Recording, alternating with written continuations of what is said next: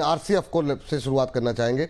RCF के साथ साथ एनएफएल भी ले लीजिएगा और चंबल भी ले लीजिएगा। चंबल पे आपकी रिकमेंडेशन थी, तो एक बार में तीनों शेयर निपटा लेते हैं। इंट्राडे हाई पे जो है बंद हुआ है आरसीएफ का शेयर, काफ़ी शानदार रफ्तार दिखाई है इसने शुक्रवार के सत्र में, 2.25% ऊपर बंद हुआ है, लेकिन काफ़ी सुस्त रहा है। तो क्या अब यहाँ से इसमें कुछ रैली की उम्मीद हम कर सकते हैं? बहुत लाइकली है, और as I always say risk हर जगह है, there is a risk everywhere, but आपको ये फाइंड आउट करना है कहाँ कम रिस्क है। तो आरसीएफ विच क्लोज्ड 127.35 फ्राइडे के सेशन में, यहाँ पर छोटा रिस्क है। 120 रुपए का स्टॉप लॉस लगाकर कम से कम आपको 138 रुपए 138 जो कि 3 हफ्ते के दायरे पर आपको टारगेट की एक्सपेक्टेशन रखनी चाहिए, सब्जेक्ट टू कि बस ये इस बार 125 ना तोड़े नीचे। तो 138 से लेकर के 160 के टारगेट आरसीएफ में भी बनते हुए अब नजर आ रहा है। तो जितनी भी फर्टिलाइजर स्टॉक को लेकर के अगर कंफ्यूजन है तो देखिए, कंफ्यूजन में मार्केट नहीं रहता, उसको एक दिशा चाहिए। अब सबको क्लियर हो चुका है कि ये एक ऐसी इंडस्ट्री जिस पर असर पड़ सकता है, और जिस तरह से अभी अगर स्टेट ऑफ हॉर्मस खुल जाता है तो इसके लिए पॉजिटिव बात होगी फर्टिलाइजर स्टॉक्स को लेकर के। सो इंडीड अब मौका है, अभी खरीद सकते हैं। 120 का स्टॉप लॉस लगा लें यहाँ पे। मैम का कहना है 138 168 ये दो टारगेट यहाँ पर दिए गए। मैम एनएफएल इसके बाद जरा बात कर लेते हैं, और एनएफएल के बाद जो ये देखिए आ गया स्क्रीन पर आपके एनएफएल, और फिर उसके बाद चंबल फर्टिलाइजर पे आपकी रिकमेंडेशन थी, क्योंकि फर्टिलाइजर पर बात हो रही है हमारी कि अपने रेंज से बाहर है ये, लेकिन फिर भी इस पर बात करना चाहेंगे जी। तो एनएफएल पहले एक बार बात कर लेते हैं। एनएफएल इज 75 लाइन से फर्टिलाइजर स्टॉक से मूवमेंट बनेगा विपुल जी। छोटे रिस्क पर ज्यादातर स्टॉक ऐसे है जो छोटे रिस्क पर है, उसमें से चंबल भी है, एनएफएल भी है, और दीपक फर्टिलाइजर तो बात नहीं करेंगे, लेकिन एनएफएल 75 के आसपास क्लोज हुआ है। लाइकली बहुत अच्छी अपॉर्चुनिटी यहाँ से भी छोटे रिस्क पर बनती है।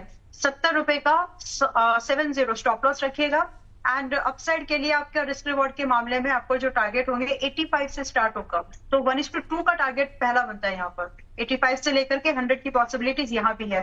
और जितने भी है फर्टिलाइजर स्टॉक्स की अभी मैं फिलहाल बात कर रही हूँ आपसे, हम ऑलमोस्ट मिड ऑफ दी जून में आ चुके हैं। खिसकते यहाँ से जो अगले 3 महीने का नजरिया भी आप लेकर के जाए तो 10 से 25 पीसी में 40% का मूवमेंट बनते हुए दिख रहा है स्टॉक वाइज। दूसरा आपने पूछा लास्ट है तीसरा, हाँ, चंबल फर्टिलाइजर मैम, जिसपे आपकी रिकमेंडेशन भी थी। अब यहाँ पे क्या करना चाहिए फ्राइडे के सेशन के बाद 470 के आसपास अभी ट्रेड करता हुआ? तो देखिए 470 पर है, बाय कर सकते हैं चंबल फर्टिलाइजर, और यहाँ स्टॉप लॉस स्ट्रिक्टली मेंटेन करना, पॉइंट वाइज ज्यादा लग रहा है, परसेंटेज वाइज कम ही है। यहाँ पर 435 रुपए का 435 का स्टॉप लॉस मेंटेन करिए। अगले हफ्ते में आपको 460 से 472 इस रेंज में एंट्री मिल जानी चाहिए, मोस्ट लाइकली मिल जाएगी। बहुत बड़ा गैप अप एक्सपेक्ट नहीं कर रही, एंट्री मिल सकती है आपको।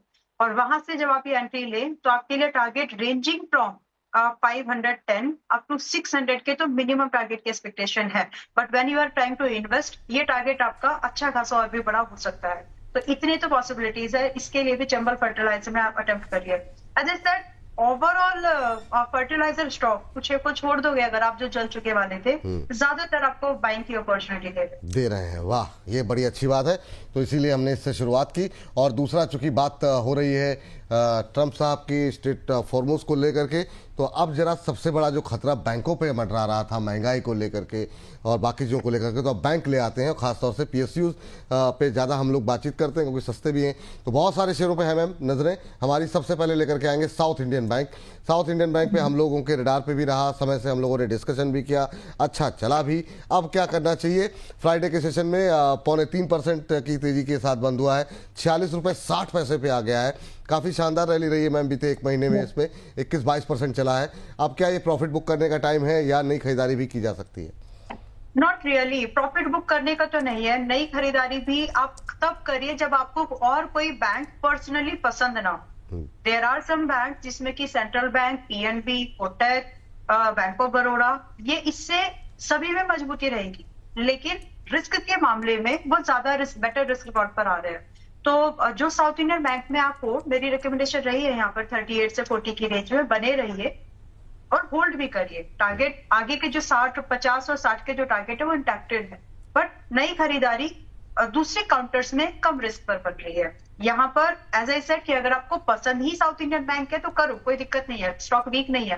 बल्कि अगर आप देखा जाए तो टारगेट के मामले में अच्छा खासा यहाँ से और अपसाइड बचा है। जब हम 50-60 बोल रहे हैं तो अभी 46 पे चल रहा है। हम यहाँ पे कम से कम 20% अपसाइड और बात कर रहे हैं, 25%। तो बचा हुआ है, लेकिन फ्रेश एंट्री के लिए सही जगह नहीं है क्योंकि नहीं है। दूसरे ऑप्शन अवेलेबल है, इसलिए। बिल्कुल, बहुत अच्छी बात है मैम।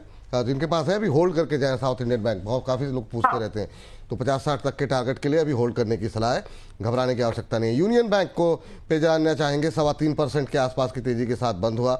बहुत अच्छी चाल तो नहीं रही है बीते एक महीने में, लेकिन काफ़ी लोगों को पसंद आ रहा है और अभी फ्राइडे के सेशन में जो है एक अच्छी मजबूती भी रही। क्या सलाह रहेगी? इंट्राडे हाई के आसपास ही बंद हुआ है। प्राइस चार्ट पर एक साल में इसने लगभग 9% का रिटर्न दिया। पिछले 3 साल का बाद एक मोटा मोटा राउंड फिगर कर रही हूँ, 130%। 5 साल का रिटर्न 350% से ज्यादा।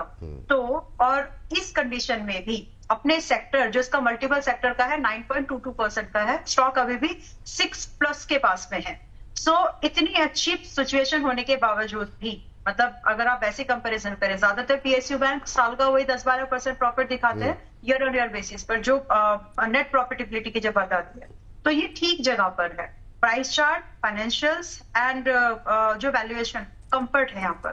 और मैं यहाँ पर आपको एक सिंसियर सलाह ये दूंगी, rather for looking for trade opportunities, आप यहाँ से अगर इन्वेस्टमेंट प्लान करें, कहीं भी नहीं तो आपको कम से कम 30 एंड अप टू 70% का रिटर्न अगले 6 महीने से 2 साल के दायरे पर बन सकता है, which is a very good deal. तो इंडीड 170-165 इस रेंज में मिलेगा अगले हफ्ते, खरीदिए, मिस मत करिए। और जो रिस्क है आपका, स्टॉप लॉस छोटा रखिएगा, 150 का मोर देन इनफ है। और टारगेट की स्टार्टिंग की बात करेंगे तो विपुल जी 170 पर क्लोज हुआ पिछला सेशन। मैं मानती हूँ यही आपको एंट्री मिल जाए, अगर तो भी 200 से लेकर के आपके 240 के टारगेट तो है ही है। तो बिल्कुल ये एक इन्वेस्टमेंट के लिए सही काउंटर है आज के प्राइस पर। ठीक, और ये टाइम फ्रेम क्या बताया आपने? 6 महीने का ना? 6 महीने 200 रुपए। हाँ, उसके बाद के लिए समय लगता है। ये मेंशन कर दिया कीजिए, वो कमेंट में फिर बाद में लोग कहते हैं कि सर एक बार टाइम फ्रेम आपने पूछा नहीं, वो मिस भी हो जाता है, क्योंकि शेयरों का फ्लो इतना ज़्यादा रहता है और तब भी लोगों की शिकायत रहती है कि ये शेयर तो डिस्कस किया ही नहीं है आपने। हाँ, लेकिन चलिए, ये आपकी स्क्रीन पर है, देखिए हर चीज़, हर लेवल जो है हमारे प्रोड्यूसर साहब आपके लिए स्क्रीन पर लेकर के आ रहे हैं, ताकि आप लोगों को किसी तरह की असुविधा का सामना ना करना पड़े। कैनरा बैंक पे बात कर लेते हैं, लगातार हमारे बातचीत का हिस्सा ये रहा है कैनरा बैंक। मैम, आप करंट लेवल पे क्या करना चाहिए? क्या कैनरा बैंक को भी अभी अवॉइड लिस्ट में रखें, या कोई खास रैली रही नहीं, आधे % के आसपास की मजबूती, 131-32 का भाव, चला भी नहीं है बीते एक महीने में कोई खास। अब उम्मीद क्या करें यहाँ पे कैनरा बैंक में? समस्या क्या आ रही है? देखिए, मैं ज्यादातर बैंक्स पर आपको बुलिश साउंड करूंगी। पहले तो मैं ये बता दूं अभी आपको कि इंडेक्स को लेकर के मेरा व्यू बुलिश है। कुछ ज्यादातर बैंक्स आपको बाइंग अपॉर्चुनिटी दे रहे हैं, बट दैट डजंट मीन कि आप सारे स्टॉक्स को उठाएं।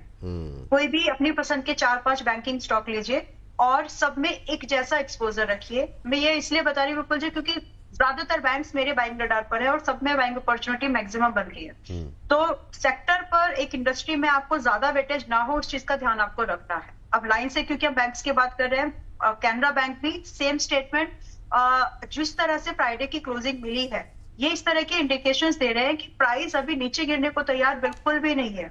यहाँ से अपसाइड के ही व्यूज बनेंगे, और अगर खरीद बुरी से बुरी हालत में कोई डिस्काउंट आता भी है तो बहुत कैप्ड होगा। 5 से 15% से ज्यादा ऐसा नहीं, 50-50, 30-30% टूट जाने वाले हैं।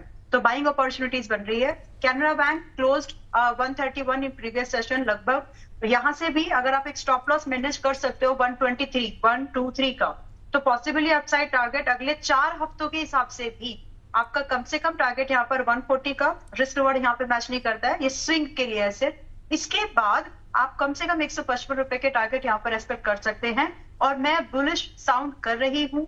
अगर ये न्यूज जो मार्केट में अभी फ्लो हुई है और इसको बिल्कुल, मतलब स्ट्रेट ऑफ हॉर्मस वाला टंटा एकदम कट जाता है अगर, तो मार्केट में और कोई फियर फैक्टर है नहीं ना। बाकी जैसी हमारी सिचुएशन वैसी सबकी है। अब गवर्नमेंट का भी रुख थोड़ा बदल गया FIIs को लेकर के, तो ग्रेजुअली हो सकता है कि फ्यूचर में कुछ और पॉजिटिव बातें भी आ जाए। तो in future we might observe कि FIIs हमारी मार्केट में इंटरेस्ट लेने लगे। सो ऑल दीज थिंग्स, ये जो समीकरण है, ये पॉजिटिव बनती हुई नजर आ रही है। इसीलिए बेचने का विचार तो मेरा नहीं है, जहां मौका मिला बाय कर लो, ये मौका एक है।